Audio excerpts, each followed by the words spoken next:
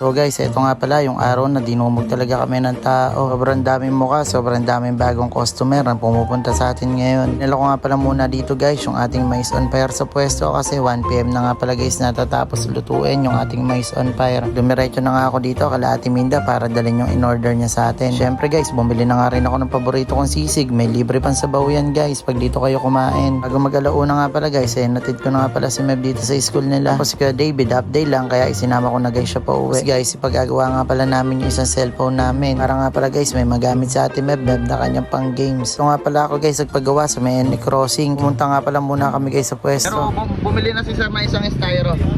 Tinry lang niya. Ayan sir, ano masasabi mo dyan sir? May recommenda sir.